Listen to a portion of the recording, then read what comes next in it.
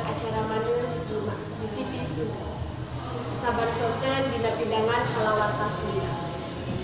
Sawatawis panganyarna di tetar Sunda parantos disusun ku tim redaksi Seja disanggakeun dina sonten ieu. Sumkuring dina baris nyerengan pabiarsa salamet 30 menit pertama. Balantik di tempat wisata Sunda. Balantik di tempat wisata Basisir Pangandaran netela bisa ngadatangkeun ka ulina. Balantikna oge bisa diandalkeun pikeun ngabajuan kulawan beunang. Sumangga nyenggangkeun wae anak-anak. Di kawasan wisata Basisir Pangandaran di baheula ke kiwari geus saeutik mengahaja nyiar kasar tina balantik rupa-rupa kadaharan jeung kaulina.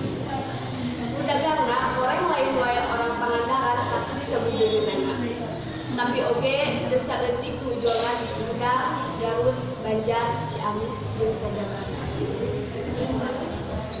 Salah sahiji dudagangna teh nyaeta Ude Supriyatna.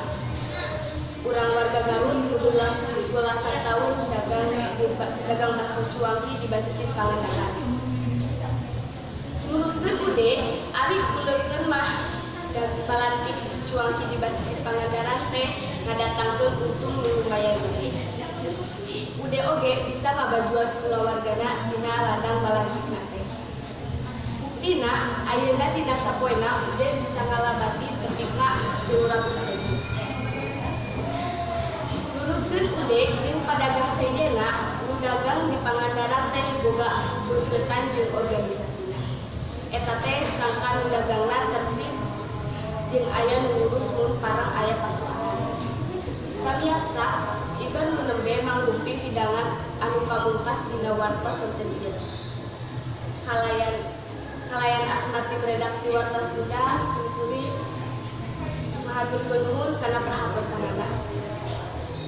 Insyaallah baris tepang deui kapungkur beungeun enjing dina pidangan manung Warta Sunda. Aya saur disebut kapungkur ulah pinter memek dong. Sungkuring Seja amit undur. Wassalamualaikum warahmatullahi wabarakatuh.